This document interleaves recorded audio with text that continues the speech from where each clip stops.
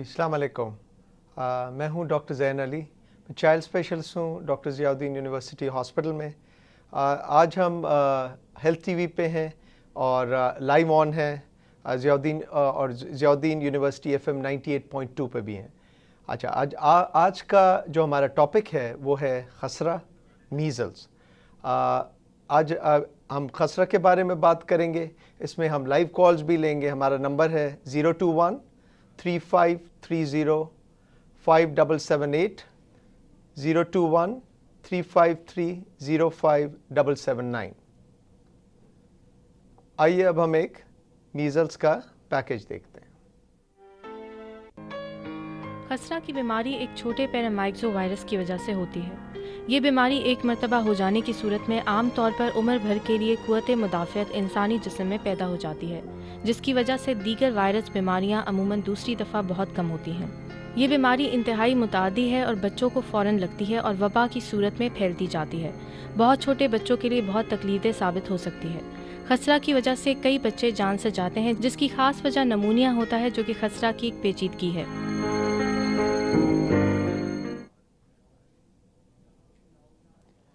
जी नाज़रीन, तो आपने खसरा के बारे में एक रिपोर्ट देखी।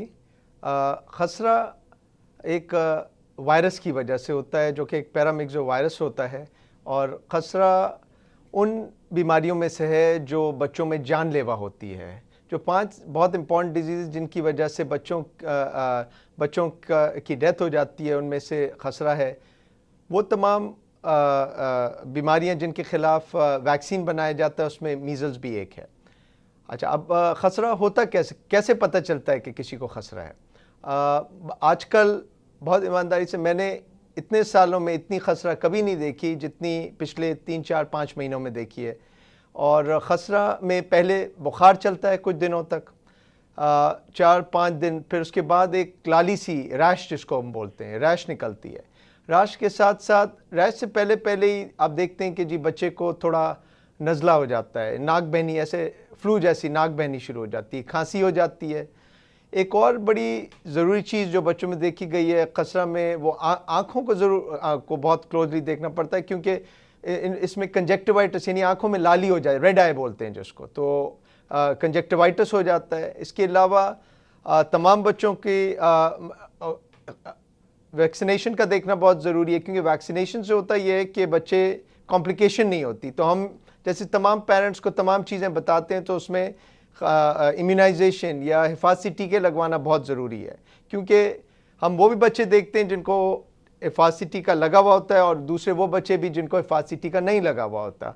तो जिन बच्चों को हिफाजती टीका लगा हुआ होता है, वो तो फिर भी, क्योंकि जब एक टीका लगता है तो जिस्म में फाइटिंग कैपेबिलिटी या लड़ने की सलाहियत बढ़ती है। तो उससे होता ये है कि जब जरासीम एक जिस्म को अटैक करने की कोशिश करता है, तो कुछ सिक्योरिटी गार्ड्स आपकी बॉडी के बाहर होते हैं जो आपको प्रोटेक्ट करते हैं। लेकिन वो बच्चे चाहे हेल्दी भी हों, अगर उनको हिफाजती टीके नहीं लगे हुए हैं, तो वो उनको कॉम्प्लिकेशंस यानी ऐसे प्रॉब्लम्स हो जाते हैं जो कि जानलेवा हो सकते हैं। जैसे पैकेज में आपको बताया गया, निमोनिया उनमें से एक है। उसमें क्या होता है कि बुखार, लाली के साथ साथ सांस लेने में तकलीफ़ होनी शुरू हो जाती है। तो सांस लेने में होता यह है कि जो है बच्चा दूध नहीं पी सकता, पसली चलनी शुरू हो जाती है। इसके अलावा कुछ बच्चे जो है उनको जो है उनका सेंसोरियम यानी मतलब ऑल्टर हो जाता है, वो जो इन्फेक्शन है दिमाग की तरफ चला जाता है, जिसकी वजह से उनको एंसेफेलाइटिस, कॉमन चीज़ें, और कान का इन्फेक्शन हो सकता है उनको।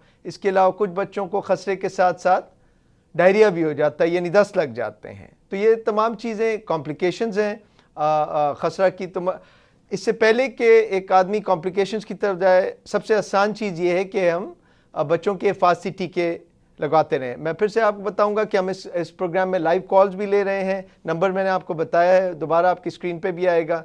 तो अगर आपका कोई सवाल है इस खसरा के बारे में, तो उसके बारे में हमसे मालूम कीजिए, ताकि आपको आपकी खसरा की नॉलेज में या आपको पता रहे, क्योंकि जिनके भी छोटे बच्चे हैं उनको उन तमाम बीमारियों के बारे में पता होना चाहिए जो कि बच्चों की होती हैं और जानलेवा होती हैं। आज भी अगर आप देखें तो तकरीबन 1 मिलियन बच्चे एक साल में उनकी डेथ हो जाती है खसरा से बेसिकली। तो अभी हमारा प्रोग्राम अभी कंटिन्यू रहेगा, हम अभी लाइव कॉल्स ले रहे हैं। अच्छा, इसके अलावा खसरे के बाद खसरा की जो रैश होती है, खसरा जो है सर से शुरू होता है, यूजुअली बालों के हेयर लाइन से शुरू होता है, पहले फेस पे आता है, फिर जिस्म पे आता है और फिर टांगों पे जाता है। तो जब टांगों पे जाता है तो फेस से डिसअपियर यानी गायब होना शुरू हो जाता है, और शुरू में ये लाल होता है, उसको रैश का नाम हम देते हैं मैक्यूलर पैपुलर। और बहुत सारी बीमारियां हैं जिनमें कि मैक्यूलर पैपुलर रैश होता है, लेकिन खसरा में चूंकि जैसे आपको बताया नज़ला, खांसी, आंखें लाल हो जाती हैं, कंजक्टिवाइटिस भी हो जाता है, तो उसको हम डिफ्रेंशिएट कर सकते हैं कि कोई ड्रग एलर्जी तो नहीं है। ड्रग एलर्जी में यूजुअली आंखें स्पेयर्ड होती हैं बेसिकली। अच्छा, तो अब और कौन कौन से जी, अच्छा हम थोड़ा ब्रेक लेंगे, एक कॉल लेंगे जी। अस्सलाम वालेकुम। हेलो जी जी, अस्सलाम वालेकुम डॉक्टर साहब। वालेकुम अस्सलाम। अपना प्लीज नाम और आप अपनी जगह बताइए, कहाँ से बोल रहे हैं आप? हेलो डॉक्टर साहब, राशिद बात कर रहा हूँ। कौन? राशिद बात कर रहा हूँ। राशिद बोलिए, आप कहाँ से बोल रहे हैं राशिद? जी, कराची से बात कर रहा हूँ डॉक्टर अच्छा जी, कराची से बोल रहे हैं राशिद। आपका क्या सवाल है राशिद? साहब। सर, ये मैं मालूम करना चाहता था, ये खसरा और चिकन पॉक्स वगैरह में क्या फ़र्क होता है, और दूसरी क्या ये हाथ लगाने से फैल जाते हैं? अच्छा देखिए, खसरा आपका बहुत अच्छा सवाल है राशिद। इन्होंने पूछा है कि खसरा और चिकन पॉक्स में कैसे मालूम कर सकते हैं कि कौन सा खसरा है कौन सा चिकन पॉक्स है। खसरा जो होता है उसकी जो लाली होती है या रैश जो होती है, वो जैसे आपको बताया कि वो मैक्यूलर यानी छोटे छोटे ऐसे वो स्किन से उभरे हुए नहीं होते हैं, और यूजुअली उसका एक डिस्ट्रीब्यूशन होता है, यानी वो फेस से फिर पेट पे फिर टांगों पे। जो चिकन पॉक्स की रैश होती है वो उसमें वो पानी भरे हुए दाने होते हैं, वो बुलस मतलब वेजिकुलर होते हैं, तो उसके अंदर पानी भरा हुआ होता है। उसका डिस्ट्रीब्यूशन भी एक्सट्रीमिटीज़ पे मतलब हाथों पे और पेट पे ज़्यादा होती है। उसका जैसे खसरा ऊपर से नीचे जाती है, इसका वैसा डिस्ट्रीब्यूशन नहीं होता, तो अलग होता है दोनों का। और हाँ, दूसरा आपका सवाल इसमें ये था कि क्या हाथ लगाने से, जी हाँ बिल्कुल, ये करीब रहने से यानी ड्रॉपलेट इन्फेक्शन है, ये रेस्पिरेटरी से जो आप अपने जब बात करते हैं मतलब टच करने से एक दूसरे से हो सकता है, कांटेक्ट से हो सकता है, एक जगह पे रहने से हो सकता है। तो इसीलिए चाहे चिकन पॉक्स हो चाहे खसरा हो, दोनों में पेशेंट को आइसोलेट कर दिया, आइसोलेट का मतलब है अलग कर दिया जाता है, मतलब उसको एक कमरे में कर दिया जाता है ताकि घर में और जो भी दूसरे छोटे बच्चे हैं या कोई ऐसी ख़वातीन हैं जो कि प्रेग्नेंट हैं, ये तमाम उसके करीब ना आए ताकि उनको खसरा ना लगे, क्योंकि ये कांटेक्ट से होता है। ठीक है जी। अच्छा जी। अच्छा, तो हम अभी खसरा की बात कर रहे थे कि अब जो है अगर खसरा हो जाता है किसी को, तो जैसे हमने बताया कि दूसरे उसको मरीज को आइसोलेट कर दिया जाता है दूसरे लोगों से, ठीक है, अलग कर दिया जाता है ताकि क्योंकि कांटेक्ट से खसरा फैलता है। और दूसरा ये है कि उसकी तमाम चीज़ें जैसे उसकी बेडशीट है, उसका टॉवल है, ये तमाम चीज़ें अलग कर दी जाती हैं। ठीक, अच्छा एक हम और कॉल लेंगे जी। अस्सलाम वालेकुम। वालेकुम अस्सलाम जी, आप अपना नाम और जगह का नाम बताइए प्लीज़। डॉक्टर साहब, मैं इकबाल बात कर रहा हूँ कराची से। इकबाल कराची से, जी इकबाल बोलिए। डॉक्टर साहब, मेरा पिछले 1 साल से ना मैं बीमार हुआ था। जी जी। तो चेकअप वेकअप कराया तो मलेरिया कह रहे थे, लेकिन मलेरिया का भी चेकअप कराया, वो भी क्लियर था। जी जी। तो मेरे जिस्म में दर्द और मुझे टेम्परेचर हो रहा था। 1 हफ्ते बाद मेरा टेम्परेचर टूटा, मैं अपने काम पे दोबारा लग गया। जी मेरी जी। मोबाइल की शॉप है ना, हाँ। काम पे दोबारा लग गया। अब उस दौरान मेरी फिर दोबारा से तबीयत खराब हुई, फिर मुझे टेम्परेचर। उसके बाद मैंने बिस्तर वो पकड़ा है कि बस 3 महीने तक मैं बिस्तर पे रहा हूँ, और मेरी पूरी हड्डियों में ना दर्द शुरू हो गई। 3 महीने तक मैं बिस्तर पे रहा हूँ। उसके बाद दोबारा डॉक्टर को चेक कराया, फिर पेन किलर का इंजेक्शन लगवाया। इस तरह से इंजेक्शन लगा के हर 8 घंटे में मुझे इंजेक्शन लगता था। आहिस्ता से मेरी थोड़ी सी तबीयत बेहतर होने लगी। अभी मैं चल तो सकता हूँ और काम वगैरह भी कर रहा हूँ, लेकिन मैं बहुत जल्दी थक जाता हूँ। अच्छा। मेरी हड्डियों में, मेरी उंगलियों में, मेरी दाढ़ में, मेरे उंगलियां जो पाँव की हैं वो फोल्ड भी सही तरह से नहीं होती। अच्छा। अगर मैं कोशिश करता हूँ तो मेरी दर्द होती है। अच्छा। और ज्यादा देर में खड़ा भी नहीं हो सकता।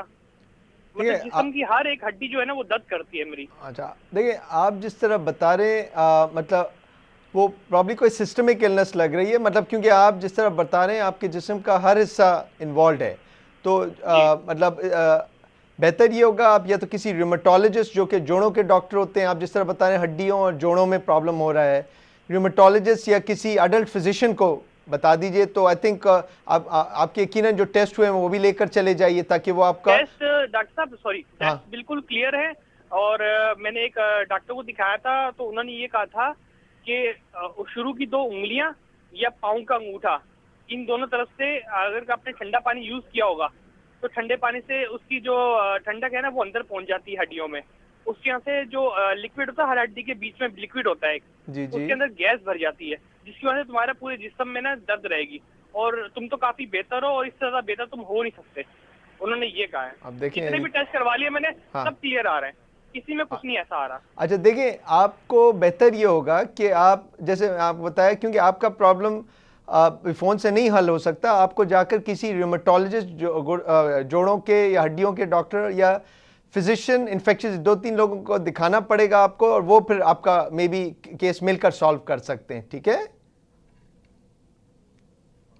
अच्छा जी, ठीक है जी। तो ये थे इकबाल जी कराची से, उनका हमने जवाब दिया। अच्छा, अब इसके अलावा कॉम्प्लिकेशंस की हमने बात की, तो इससे पहले कि किसी को कोई इतना मेजर इशू हो, बेहतर ये होता है कि उसकी मतलब अब अगर किसी को खसरा हो जाए तो अब क्या किया जाए। एक तो जैसे आपको बताया आइसोलेट कर दिया जाए पेशेंट को। इसके अलावा अगर एक बच्चा है जिसको कि खसरा निकल आई है, अब दवाएं इसकी सिम्टोमेटिक होती हैं। सिम्टोमेटिक यानी बुखार है तो बुखार का इलाज किया जाएगा, खांसी है तो खांसी का इलाज किया जाएगा। लेकिन अगर एक पेशेंट को निमोनिया है या उसके तो फिर याद रखिए उस बच्चे को दाखिल करना पड़ता है। उस बच्चे को दाखिल किया जाता है और उसके प्रॉपर टेस्ट कराए जाते हैं, एक्सरे कराया जाता है और उसको फिर इंजेक्टेबल एंटीबायोटिक्स पे दिया जाता है।